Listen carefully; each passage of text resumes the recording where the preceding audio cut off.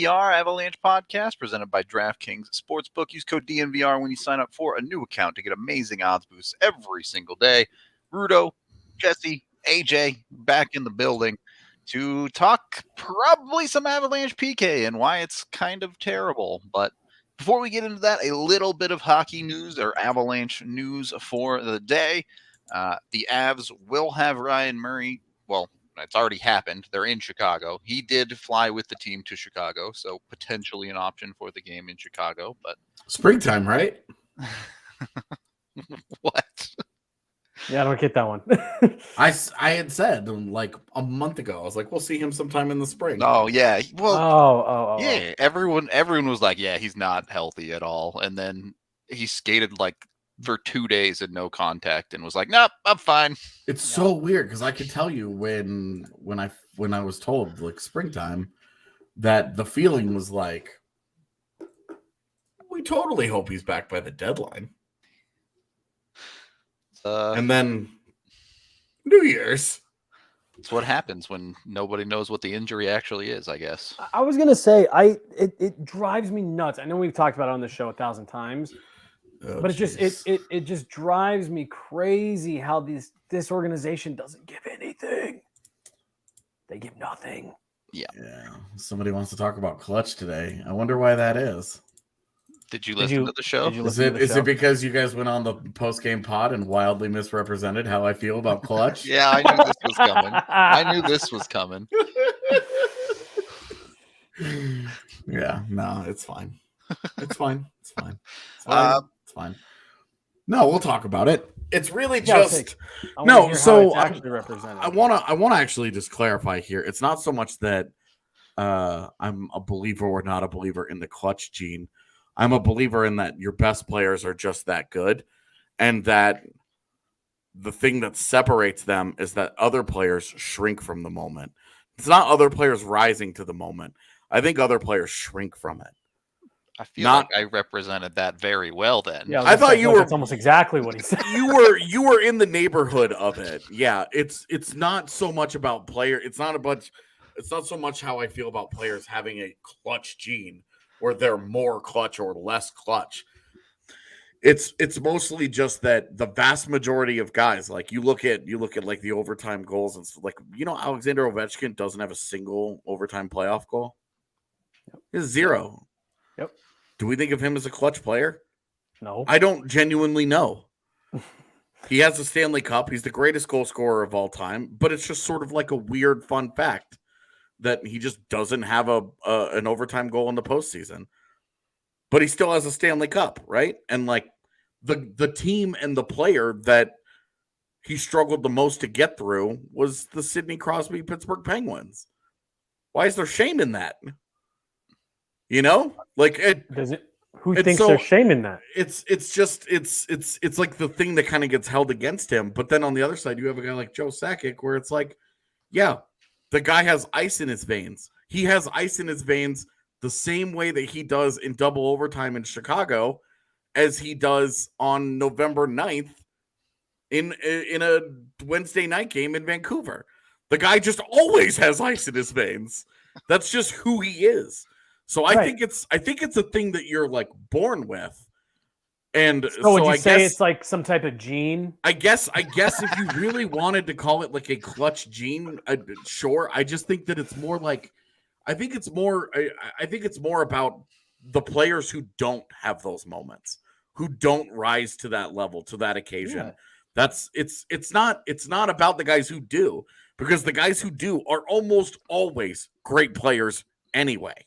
Well, it's like looking at the giveaway list and saying, oh, it's all the best players in the league, they must suck. Well, they have the puck all the time, so of course they'll even giveaways, right? But it's like, oh, you want to look at this list of all these of overtime goals, and it's all guys who played a jillion games in the postseason because they were on great teams and they were great players. And then you have a guy like Ovi where you're just like, I wonder why that hasn't happened for him. And I think it's a legitimate argument against him.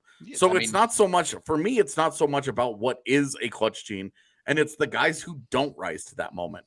Like, you point out JT Compher, Do we remember that JT Compher is the same guy who had a 70% empty net 10 seconds into overtime of Game 5 and shot it into Marc-Andre Fleury's chest? Was he clutch or unclutch in that moment? And that's kind of my annoyance with the clutch argument, is that we only assign it to the moments where it works, and we always ignore the failures along the way. But and that's really it. In my opinion, in that argument, you kind of just proved what I think you're trying to disprove, because you said he's got ice in his veins in November, the same way he does in the playoffs. Yeah. And I think that's actually kind of the point, is that there's these players that are in these moments in these games, and it's not just like overtime goals. But again, Joe Sakic, I think, is the ultimate clutch player. He's a Canadian hero because of how he showed up in gold medal games for Canada. Yeah, and there's the famous quote of him going out to warm-ups for the gold medal game saying, "Wow, today's a great day to feel perfect." Like, they just, in those games, in those moments, the big stage, the bright lights don't bother them in the way that certain players seem to get swallowed up by the moment. They're not necessarily always individual moments, overtimes, things like that, but big games, when you say this is a game where this guy needs to show up, and when they constantly do, that's where I think you get that, like, wow, what a clutch player. Because every time you need something in a big moment, and maybe not every time, but yeah, I was gonna say it can't be every time, because it's not every time. Like, there were series that they lost along the way that they could have used it, right? You know, like, right. So it's not every time, but it's the clutch is built around success, and there's no. I disagree. There's no. It is, though, because you're talking about all the moments that Sakic did have. How about all the moments where he didn't show up? Where was he in the 2000 playoff run, where he had like 7 points in 20 playoff games where they lose to Dallas? Or I'm not 99 or 2000. 2000. But it's a tough comparison, right? Because yes, there are plenty of moments where, if you count in all the failures or whatever, if you want to call them that, in clutch situations, where those players are not going to have succeeded. But the number of players that have ever succeeded in those extreme situations are so few that it still makes them stand out. Well, and then sometimes you get Max Talbot has a 2-goal game in a game 7 where you're just like, hockey, baby. So I think for me, I think my view of clutch is built around the guys who don't do it, and the guys who do it. Great. But that is exactly what, like, you're still pointing out a separation in there are guys that do it more consistently. They don't do it every time.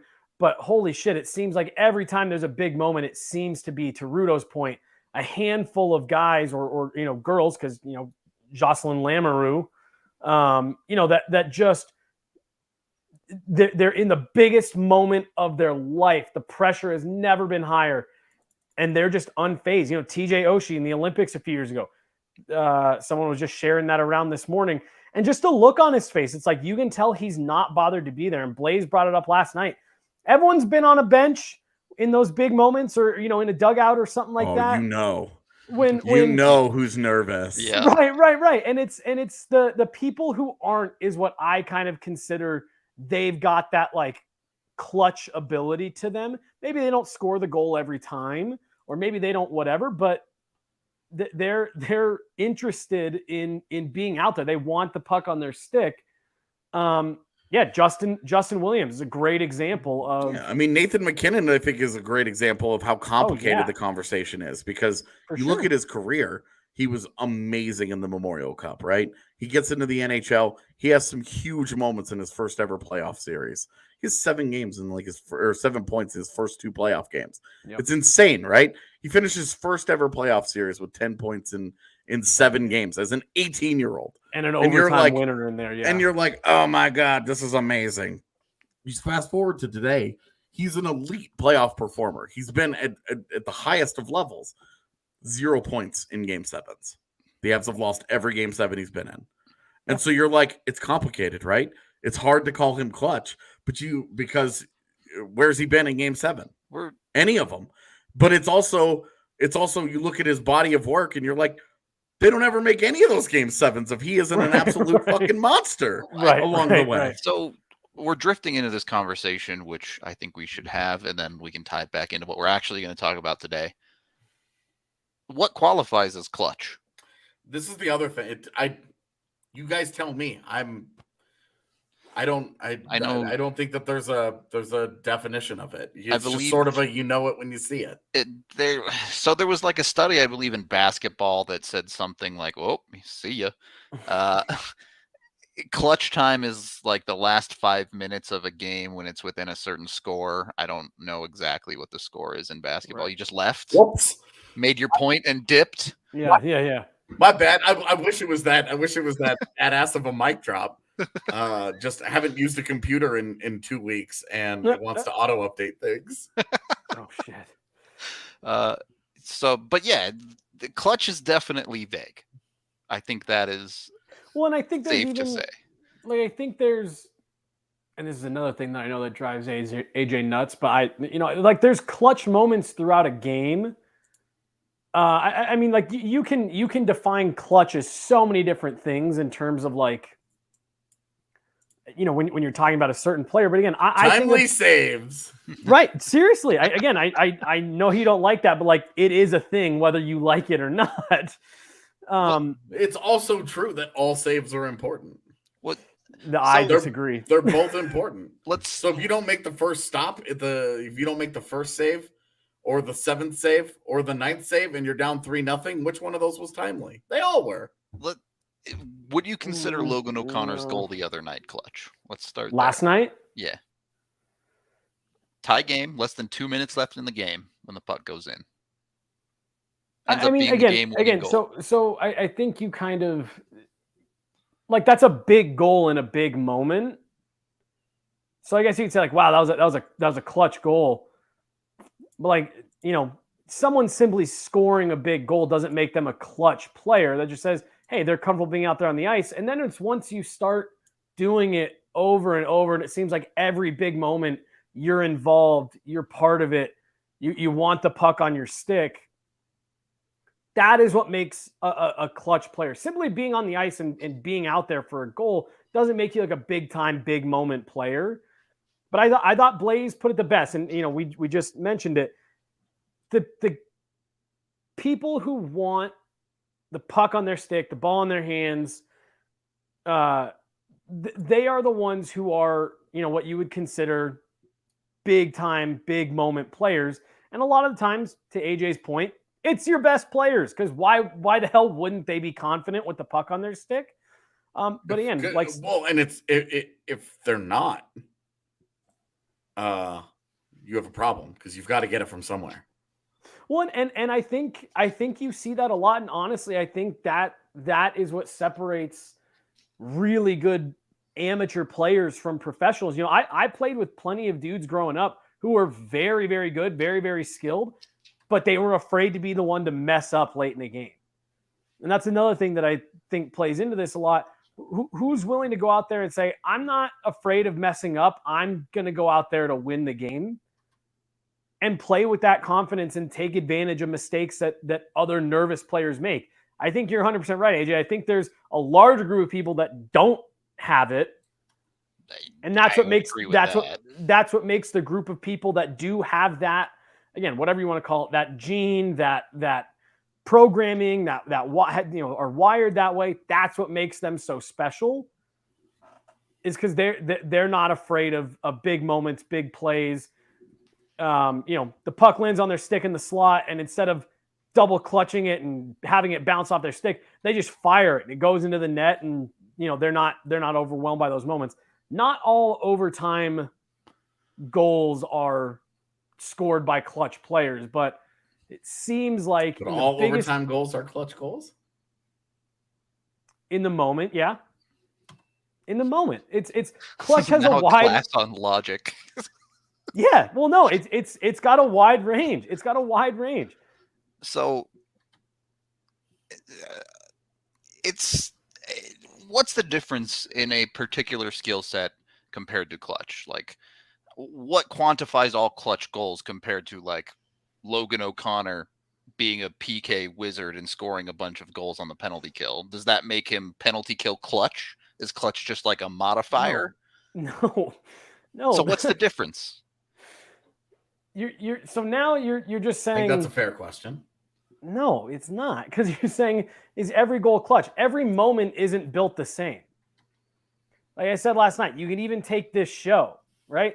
You can sit down and have great hockey conversations with people, with friends, with people that you know.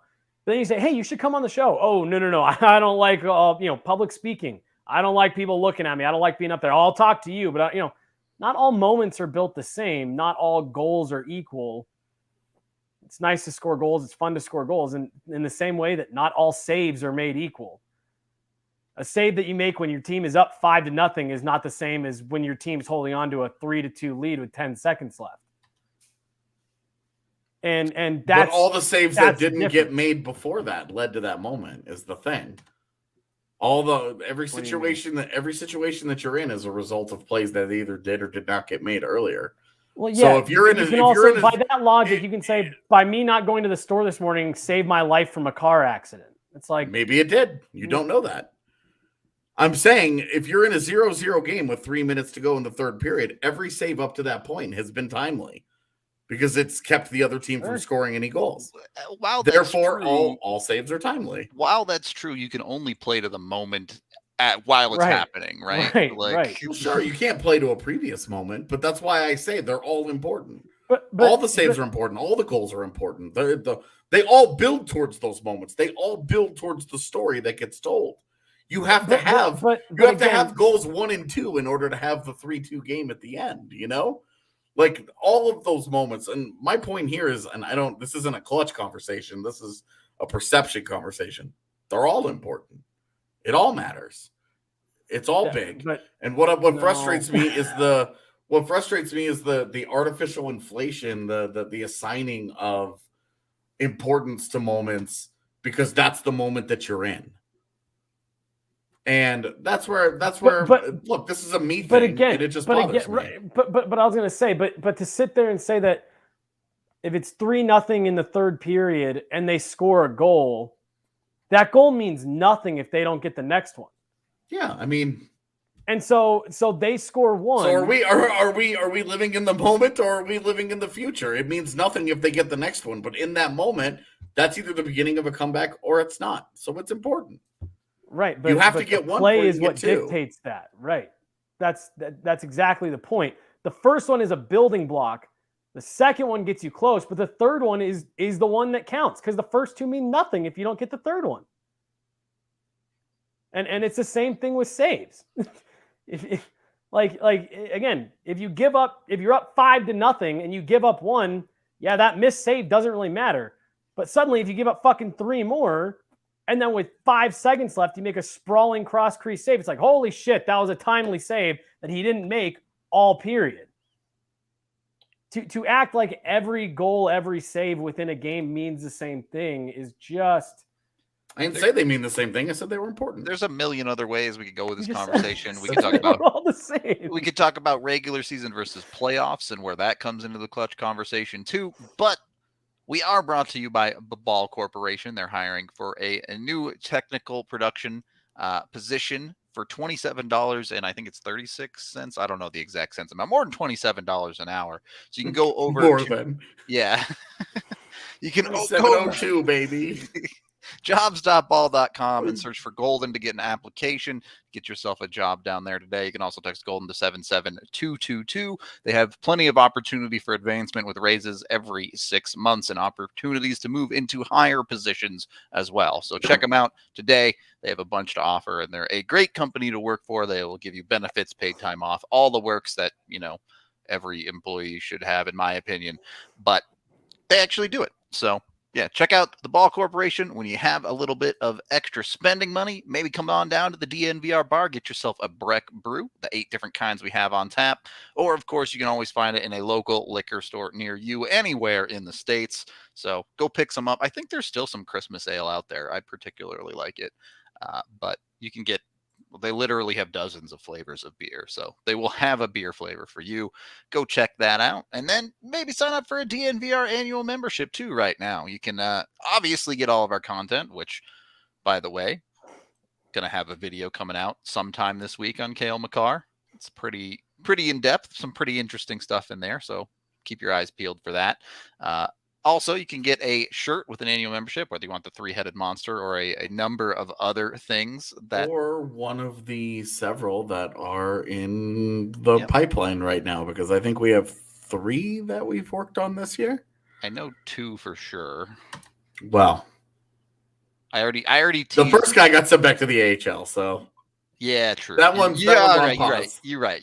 I teased some LOC merch the other night, so keep your eyes peeled for that if you're Team Hustle. Good. Anyway, yeah, support us. Check out our dope stuff. It's pretty fun. I was just chatting in the lounge earlier today, so another perk of being a DNVR member. Second period of the DNVR Avalanche podcast presented by DraftKings Sportsbook. And yes, the shirts will ship anywhere in the world. Canada, I think it's pretty normal. if you're in Europe, I'm not sure what the shipping cost is. It might be. We should do a clutch time shirt. A clutch shirt. We need a clutch moment first. True. Did you guys see Scott Wedgwood finally got Coyotes gear? That was like the longest dude's in the NHL. It took him like 12 weeks to change out of his Devils gear. I don't know what happened. Dude, it's look, been driving me They nuts. can't even pay their rent, all right? You think they're going to get him goalie gear? Look, supply chain issues are affecting all kinds of industries around the world. It's actually nuts, man. Well, no, I know, but like we've seen goalies change teams this season. Every time I tune into an Arizona game, I was like, he's still wearing that Devils mask. It was a small little thing that was driving me nuts, and I'm just so happy to see he's finally got it figured out. Maybe he thought he was going to get claimed back, and that he was not long for Arizona, and he was like, "I'm not committing to this." Yeah. I'm not even going to do this, but yeah. Our actual topic of the day was meant to be the Avs penalty kill. We've still got lots of time to whine about it. So here's the thing, right? This penalty kill and its struggles have been kind of on the periphery of the Avs conversation for a while now, and everyone's kind of just lived with it because it's like, well, yeah, it's bad, but the Avs are winning, so it's fine. And that's still kind of the case, but digging into some of the numbers today, it's really bad. Like, really, really bad. The number you said, we'll just use Logan O'Connor as an example because it's the one I remember AJ talking about. With Logan O'Connor on the ice, it's actually a pretty solid penalty kill, right? +5.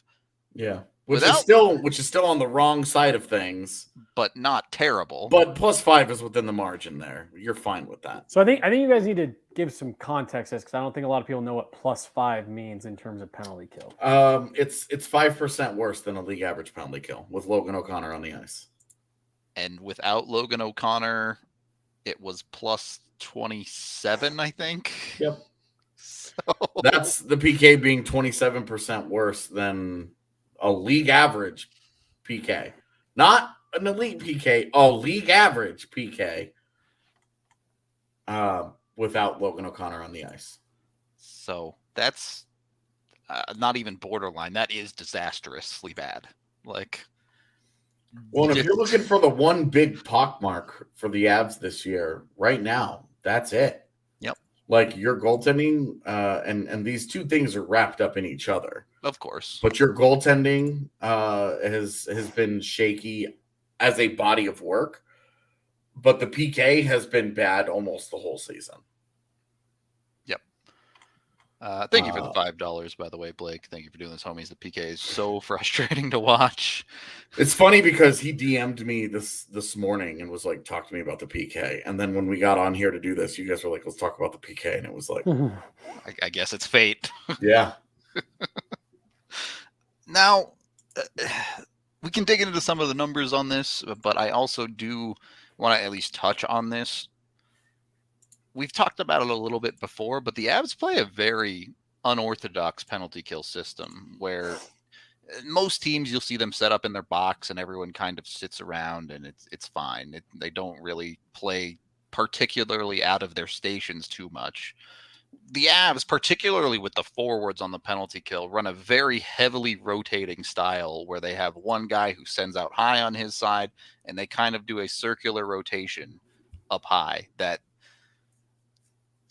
I think will lead us to the guy I really want to talk about today, which is Darren Helm. Oh. It very quickly stands out people who understand the system and people who don't that the Avs are trying to run. And it certainly feels like Darren Helm in particular is a forward that's struggling to adjust into this penalty kill style.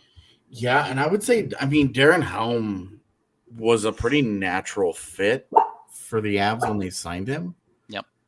And to see it, I think it's been one of the bigger surprises of the season. Just that he hasn't contributed much of anything. Yeah. He hasn't stood out positively in any kind of way. He hasn't been atrocious and, oh my God, so bad you have to get him off the ice. There have been other guys that have been that level of bad. Yeah, where you've been like, holy crap, you got to start there first. Yeah. But Helm, I mean, I think Helm is, and you see it in the ice time yesterday.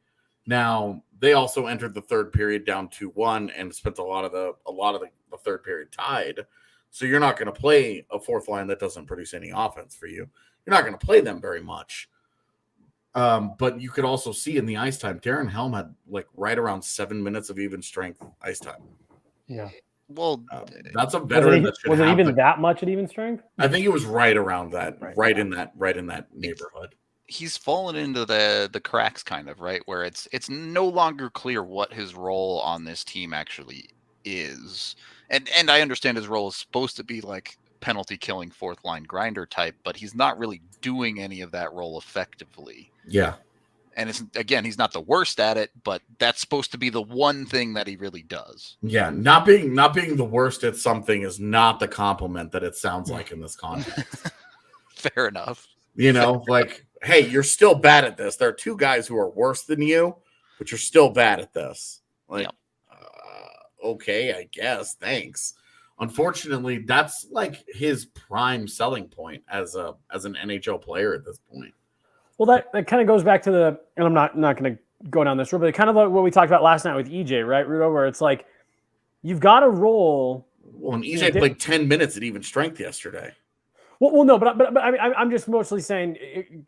You watched the show yesterday. It sounds like, where I talked about EJ, needing to kind of settle into a different role. Seems like kind of the same thing with Darren Helm, where it's like you're playing in a role that we've seen Pierre-Edouard Bellemare jump into and fill perfectly. Blake Como do the same thing. Carl Soderberg do the same thing, where they've said, "Hey, this is my role," and they've done it really well.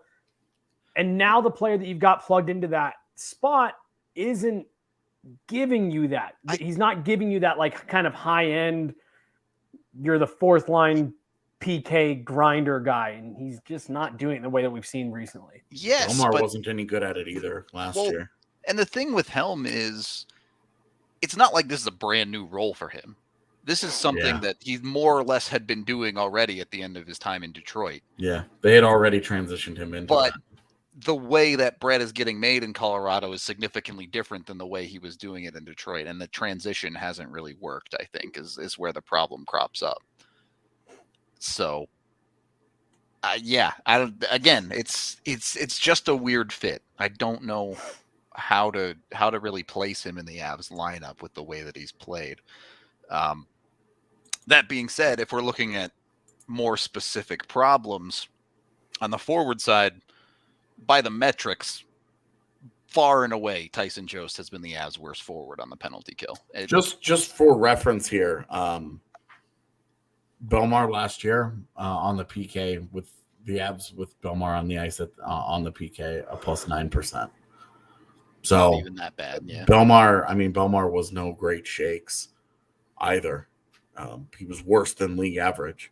Yeah. And the fact that they haven't been able to upgrade to even league average, right, is definitely disappointing. And like it's also like Calvert Nieto, right? Like they've had a couple of guys who really did that. Calvert was the other one I couldn't think of. Yeah, really well. And like Calvert, got hurt and just it was just done for him at that point, and that was a bummer. But these other guys, like these are personnel decisions. They went out and targeted a guy like Helm for this role, and it's not worked. Right. Yep. Right.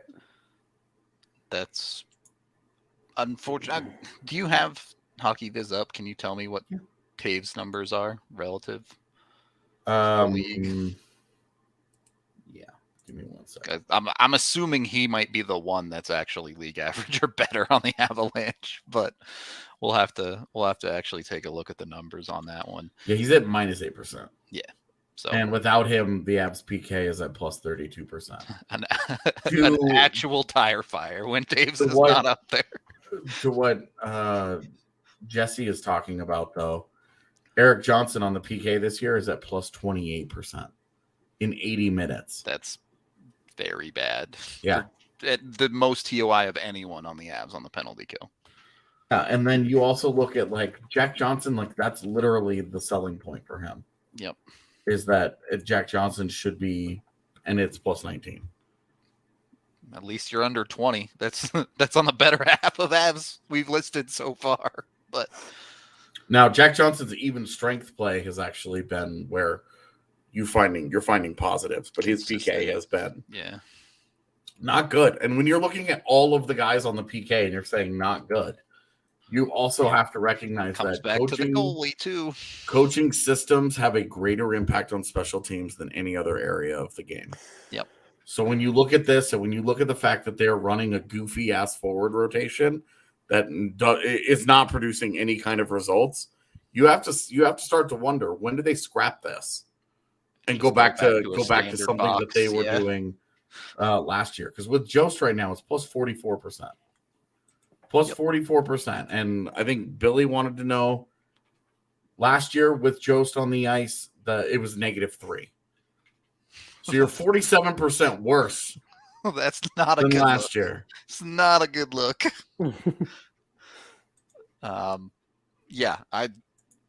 It's gross. There's no doubt about top to bottom. The penalty kill is, obviously Jost is the extreme answer, but it's markedly worse in almost every way since it was last season. Well, and that does lend somewhat to the thinking of, because you have a couple of these players. Tyson Jost has been a good penalty killer in the last couple of years. Logan O'Connor has literally made his career out of penalty killing to this point. There's part of this that you sit back and you go, what you were just saying, AJ, like, this seems like a systematic issue. You may have individual, kind of lumps and stuff. Darren Helm's not performing great. Jack Johnson's not performing great. We saw Eric Johnson just get beat to the front of the net last night. Yeah, that wasn't even a systems thing. Dude just got right. Just lost a foot race. Right. And so, like, yes, you have individual warts, but when your penalty kill as a whole is struggling this much, because I don't want to necessarily say like it's that bad, because as of right now, it hasn't caught up to him, thankfully. Like, you got to step back and say we have to change something about what we're doing, right? Well, and yeah, the you can't continue to allow the Royal Road to be open. Yeah, like it's not even a fucking toll road at this point. It's just straight open. Roll out the red carpet to the crease. Yeah, there's no tax there for the Royal Road. It's just wide open. So, from a systems perspective, that's a problem. That you're just leaving that area of the ice open. Now, in theory, I understand what they're trying to do. I get it. They're trying to keep everything kind of to the outside, and they're saying if you're going to beat us, it has to be cross ice, where we have 3 players who should have sticks in the lane and body parts that they can move to make competitive defensive plays. They're not happening. I don't know where I don't know is this a lack of understanding of the system? Is that are they just does it not cater to things that they do well? Are they not where's the breakdown of between on paper this makes sense to in practice this is broken? Because you can't look at it and say, well, they're getting better, they're making progress. They've given up 8 power play goals in 25 tries in their last 9 home games. That's not good. You're giving up that's a goal a game. Yep. That you're giving up on the PK. You're just handing one to them. So you're you're in bad here. So if you want to make some money on Avs games, maybe hedge your emotional bets a little bit. Bet on the other team to get power play points, because right now it's pretty automatic.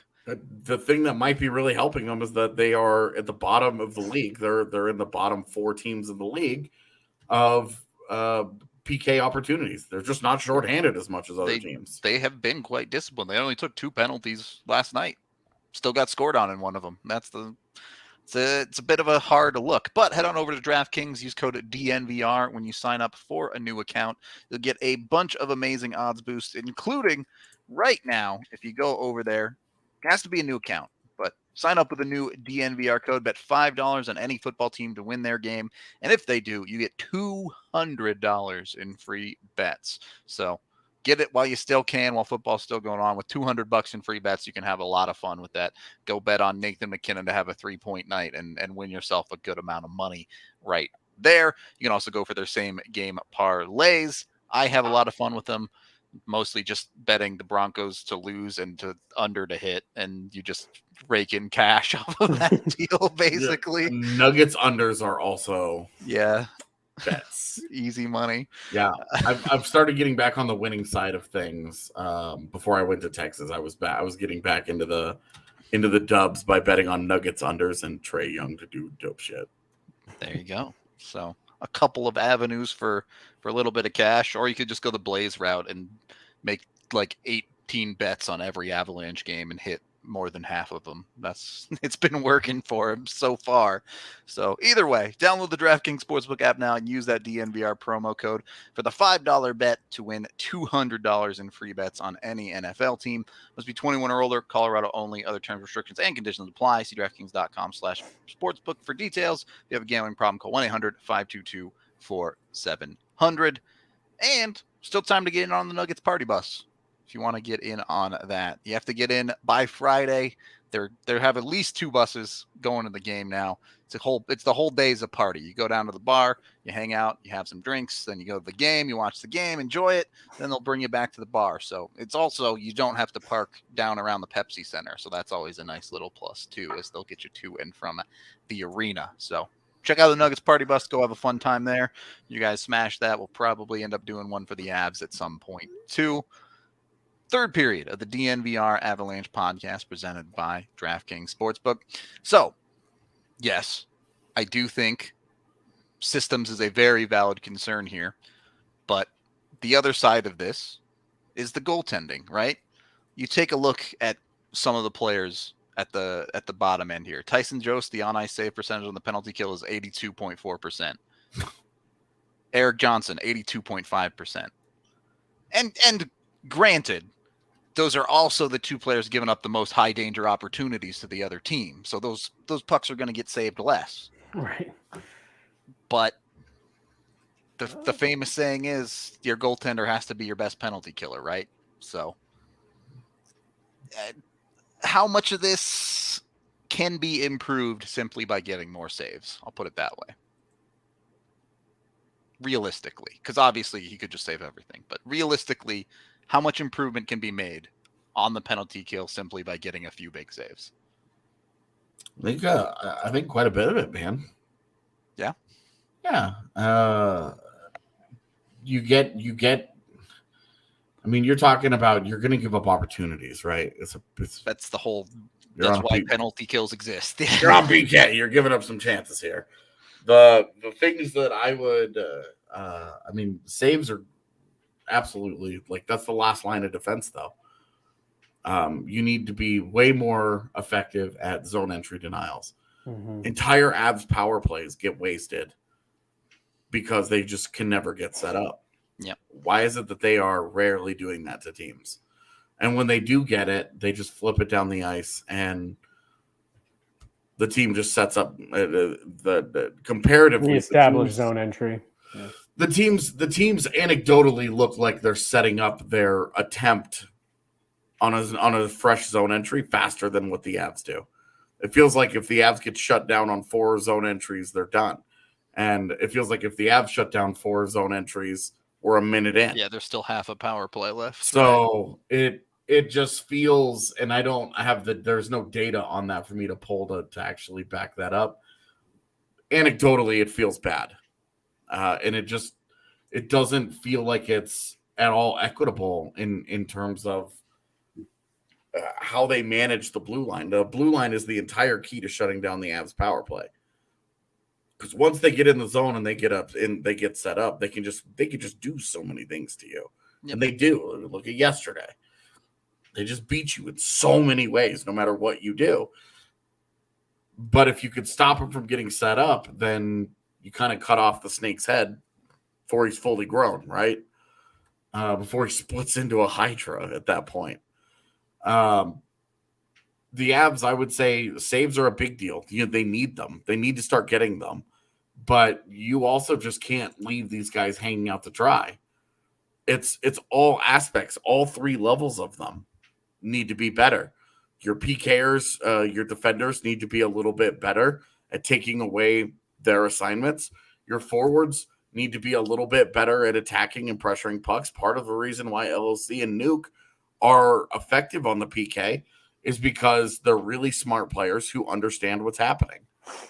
They understand how they're being attacked, and they go and effectively shut that down. Now, the other guys just have to. It's not a sexy answer, but you've got to play better. Reinforcements in mass. That's 100% true, though. Reinforcements in mass are not coming. Yep. You're not going to go out and get 3 guys at the deadline who are all going to fix your PK. You might get one. You might get a forward. You might get a defenseman. Well, and at most, that would be it. Given the wacky penalty kill system the Avs have, getting a guy mid-season is going to be a mess trying to drop him into all of the reads and positional changes he would have to make. Yeah, you're just hoping and praying. As you do at every deadline, that the guy just fits right in. That he doesn't have half a season to go and do it. But the reality is all the levels have to play better. Your goalies have to make better saves. EJ and Jack Johnson have got to be so much better. They have been so bad, especially on the PK. They have been so bad. At even strength, there's a lot more up and down, and they have a lot more of a leg to stand on. But on the PK, they've been brutal. Yep. And then you have Darcy Kemper. You're just still kind of waiting on him. And, I didn't see yesterday's game. He was good. He was real good. It sounded great on the radio when we could get it in the middle of Kansas. Outside that first goal. Yeah, well, in the first goal, you're wondering how Sam Carrick is completely by himself for a third rebound. Right. The first shot, I would love to have seen him just stop that and eat that. And somehow it gets away from him. Second one, too, to be honest. The second one, Tyson Jost makes a good play to take away Shattenkirk's stick. Shattenkirk just makes a better play to get a follow-up shot on goal. And then Sam Carrick is by himself, and you're looking at Johnson and Johnson is like, the hell are y'all doing? Right. So, you are still waiting on Darcy Kemper to really turn that corner. And it's to the point where we're sitting here doing you feel better about this, you feel better about that. There's been a light here, He's had a stronger performance there. He had some strong performances right before they shut down. And he comes out and he has what appears to be a solid game yesterday. But he still hasn't had that great game yet. Yeah. Well, and you really, at this point, you'll just take Kemper stringing together solid games. True. Right. The idea that you were going to get really high-end elite goaltending from him, it hasn't run its course. You still have 50 games to play. There's still 50 games for him to go. There's still a lot of time left in the season. It's not just because it's January now doesn't mean we're done here. There's a lot of hockey left. Well, and there's a lot of context too around the Kemper thing. It's just interesting to me when you see people talk about that goaltending is the Avs' big downfall this year. It's one, the goaltending's been fine. Has it been maybe what you wanted it to be, where he's, holding teams under 2 goals a game every night, like he tried to do every fucking night in Arizona? No, it hasn't been that, but like, it's been fine. It's been what you've needed. A lot of that has been aided by the fact the Avs have been scoring in bunches. But again, that's all that matters at the end of the day, is that your team scores more than the other team, and your goaltending has done enough to get you the win. You know that he's got the ability to play at that higher level. We've seen it with multiple teams, with Team Canada, in the playoffs, in the regular, like we've seen it. We know it's there. So you just have to keep getting what you've gotten out of him, and then trust that once you get to the end of the season, into the playoffs and stuff, that he's got that ability. Kevin just put in the chat, Kemper's 4-0 with a .931 save percentage in the last 4 games. He's had a stretch like that before this year too. Right, and that's what I'm saying. It's like, that he can give you quality goaltending, and he's got another level. You don't need him at that next level every night. But as you start getting into more meaningful games, as you start getting into playoffs and stuff like that, you hope that he's able to turn that level up the same way that everyone has to turn their level up. Regular season Nathan MacKinnon and playoff Nathan MacKinnon are not the same person. And how many teams have we seen fail in the playoffs because their goalie got hot during the regular season and then couldn't keep it up in the playoffs, right? So, yeah, Philip. Okay, then. It's honestly not a bad example. It's not a bad answer. Yep. So, I mean, if he's doing what he's doing right now, I think I don't see any reason to be upset with the goaltending.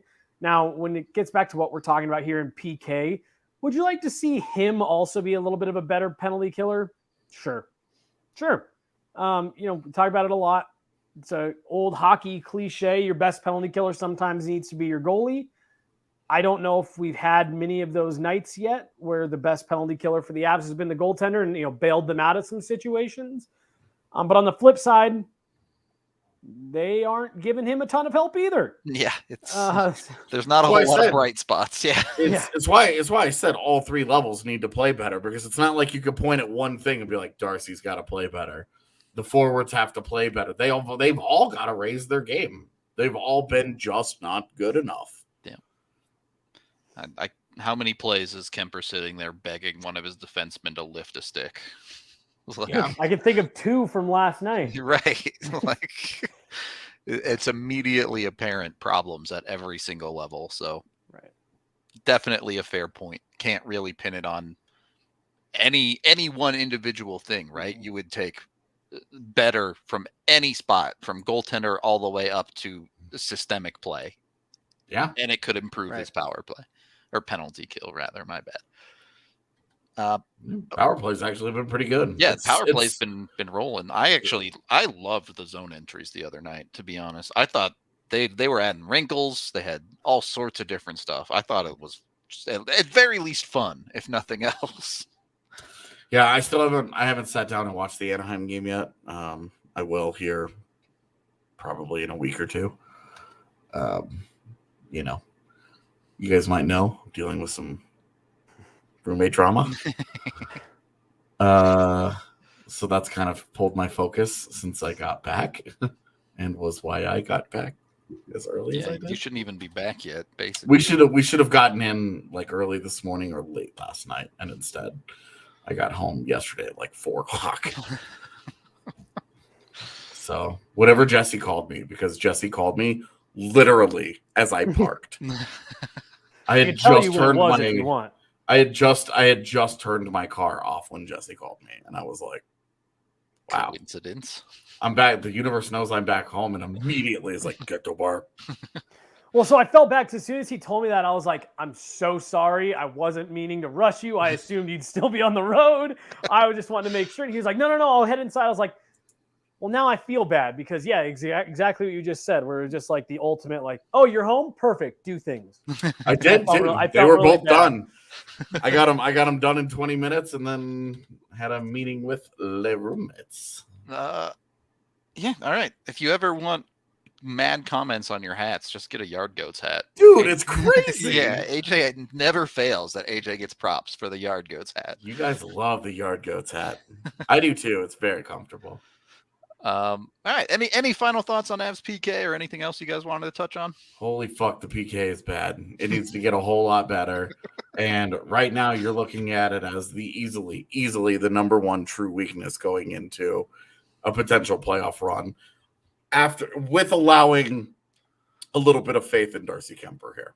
Sure. See me again in 30 games when we're right up on the deadline time, but for right now, I've still got faith that Darcy Kemper is going to turn in an above average performance ultimately.